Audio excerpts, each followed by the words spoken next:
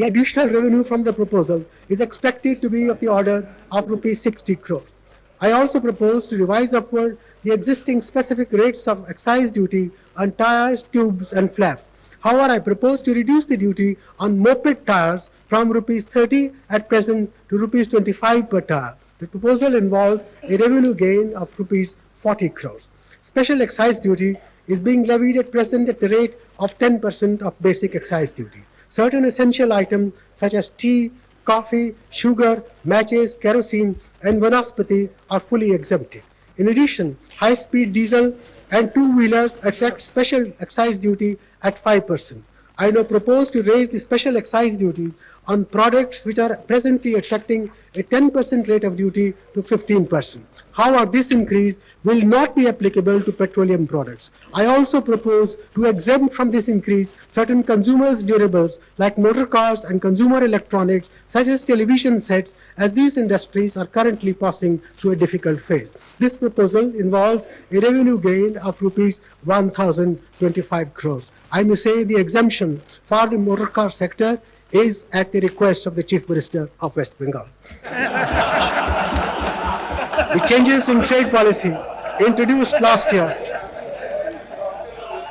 The changes in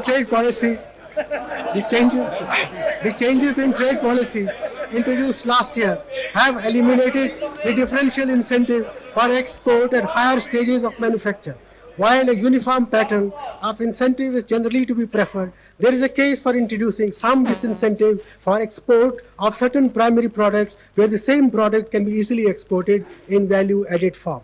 I therefore propose to impose an export duty of 10% on exports of certain types of finished leather and on unpolished granite in order to encourage exporters to shift to leather products and polished granites. I am also imposing an export duty of 5% on iron ore.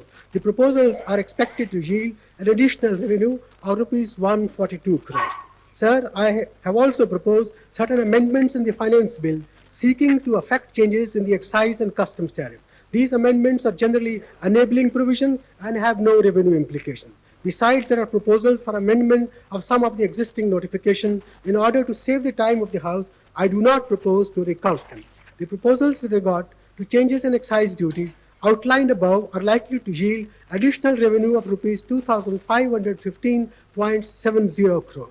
The concessions and relief announced aggregate to rupees 304.80 crores. Out of the net additional shareable revenue from excise duties of rupees 2,210.9 crores, the center's share would be rupees 1,146.53 crores and the state's share rupees 1,064.37 crores. Sir, the net impact of my proposals on customs and excise duties taken together amounts to an additional mobilization of only rupees 187.55 crores on indirect taxes. Since the loss in customs revenues, customs duties falls entirely on the center, where the gain in excise revenue is shared with the states, the impact on the center's revenue is a loss of rupees 876.82 crores, while the states will gain as much as rupees 1,064.37 crores.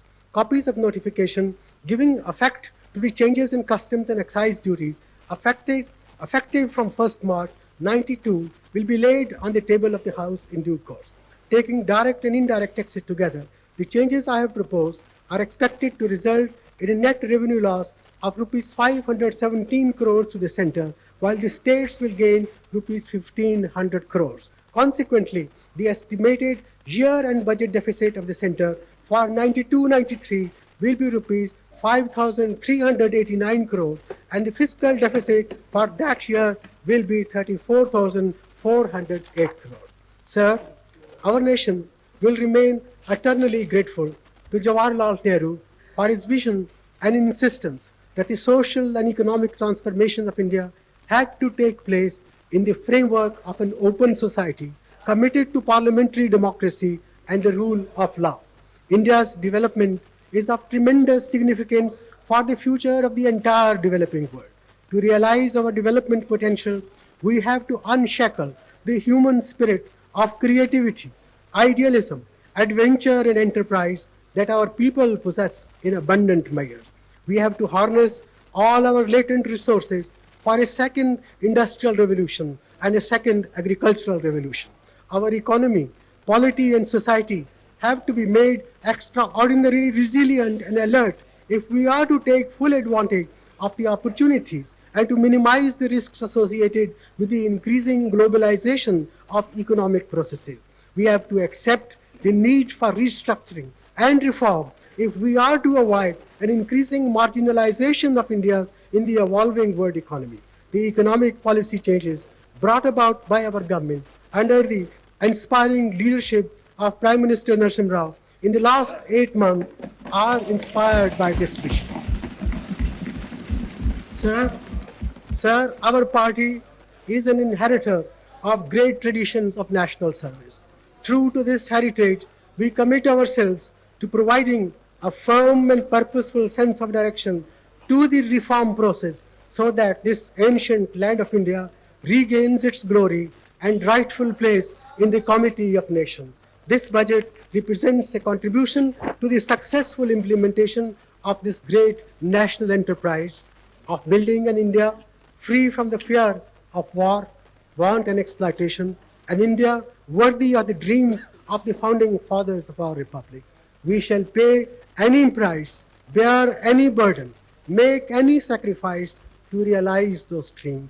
India is on the move again. We shall make the future happen. Sir, I have come to the end of my labor. Tonight, I feel like going to the theatre. Let the assassins be informed. I am prepared to meet their onslaughts. As the poet said, "Sarfaroshi ki tamanna ab hamare dil mein hai, dekhna hai zor kitna bazuye qatil mein hai." Sir, I commend the budget for this August.